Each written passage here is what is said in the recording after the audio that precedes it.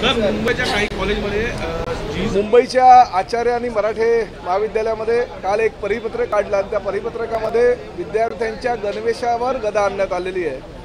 विद्यार्थ्यांनी जीन्स आणि T shirt महाविद्यालयामध्ये परिधान करू नये अशा प्रकारचं आणि जर्सी अशा प्रकारचं परिपत्रक त्या महाविद्यालयाने काढलेल्या अनेक पालक संघटनांनी आणि विद्यार्थ्यांनी सुद्धा विरोध दर्शवलेला आहे।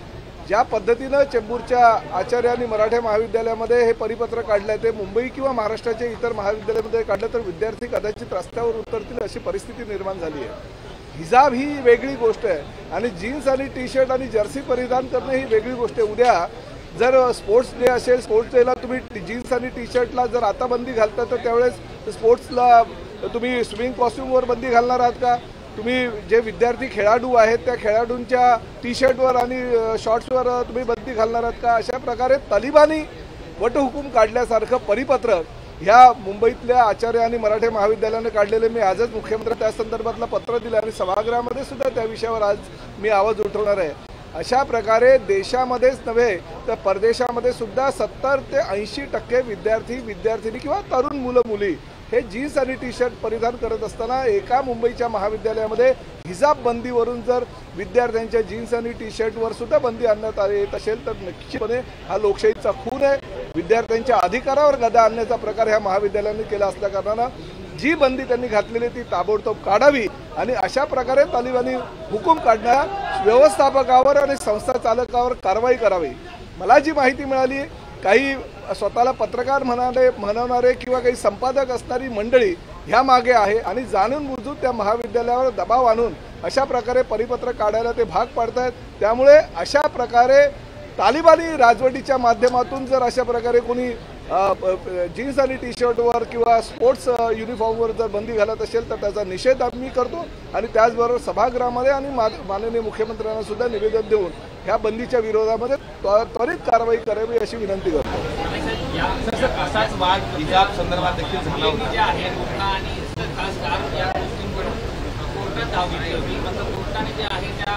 नाही बघा, 9 विद्यार्थ्यांनी न्यायालयामध्ये याचिका दाखल केली होती। न्यायालयाने ती याचिका फेटाळून लावली, परंतु न्यायालयानं कुठेही असं सांगितलं नाही की जीन्स आणि टी शर्टवर तुम्ही बंदी घालावी। न्यायालयानं त्यांची याचिका हा वेगळा मुद्दा आणि लाखो विद्यार्थी महाविद्यालयांमध्ये शिक्षण घेत असताना जर जीन्स आणि टी शर्ट घालून महाविद्यालयामध्ये जात असेल, जर्सी घालून महाविद्यालयामध्ये जात असेल आणि ताबडतोब त्यांच्या जीन्स आणि टी शर्टवर बंदी आणण्याची एक वटहुकूम ह्या महाविद्यालयाच्या व्यवस्थापकांना कोणाच्या तरी दबावाखाली जर केला असेल तर चुकीचं आहे। न्यायालयानं असं कुठेही म्हटलेलं नाही की जीन्स आणि टी शर्टवर किंवा जर्सीवर बंदी घालावी।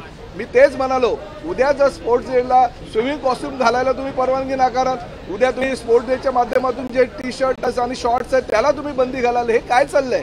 हा भारत देश आहे। कुठल्या तरी एखाद्या व्यक्तीच्या नावावर किंवा व्यक्तीच्या दबावाखाली जर अशा प्रकारचे वटहुकूम कुठलं महाविद्यालय करत असेल तर मी त्याचा निषेध करतो आणि सभागृहामध्ये सुद्धा ह्याच्या विरोधामध्ये मी आज आवाज उचलणार आहे आणि त्याचबरोबर मी मुख्यमंत्र्यांना सुद्धा पत्र दिलेलं आहे की अशा प्रकारे तालिबानी हुकूम काढणाऱ्या किंवा तालिबानी परिपत्रक काढणाऱ्या व्यवस्थापकांवर कठोर कारवाई करावी। सर, याला लागूनच हिजाब बंदीच्या बाबतीत फक्त शाळा कॉलेजच नाही तर मतदानामध्ये देखील हिजाब घालून खूप गोंधळ झाला आणि त्याबद्दल देखील निवडणूक आयोगाने तक्रार केली होती। या सगळ्या पार्श्वभूमीवर येत्या काळात काही भूमिका असणार नाही बघा, हिजाब हा वेगळा गोष्ट आहे, तो देश पातळीवर चाललेला प्रश्न आहे।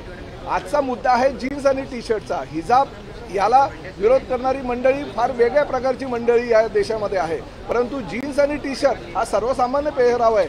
आज या सभागृहातले सदस्य सुद्धा जीन्स आणि टी शर्ट घालून येणारे असतात, तुमच्यातले काही पत्रकार सुद्धा जीन्स आणि टी शर्ट घालून येत असतात। किंवा माझं तर असं म्हणणं आहे की ह्या राज्यामध्ये देशामध्ये 70 ते 80% तरुणी हे जीन्स आणि टी शर्ट आणि जर्सी घालत असताना जर एखाद्या महाविद्यालयानं अशा प्रकारे जर परिपत्रक काढलं असेल आणि विद्यार्थ्यांच्या लोकशाही गदा आणली असेल तर त्याचा मी निषेध करतो। नवाब मलिक महायुतीमध्ये नको असं भाजपचा उपमुख्यमंत्री देवेंद्र फडणवीस यांचा सुरू होता, मात्र आता त्या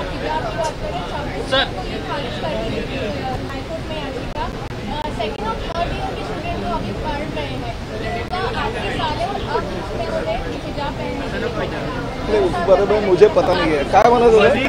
मलिकांच्या विरोधात देवेंद्र फडणवीसांनी भूमिका मांडली होती की तुम्ही त्यांना बाजूला ठेवा.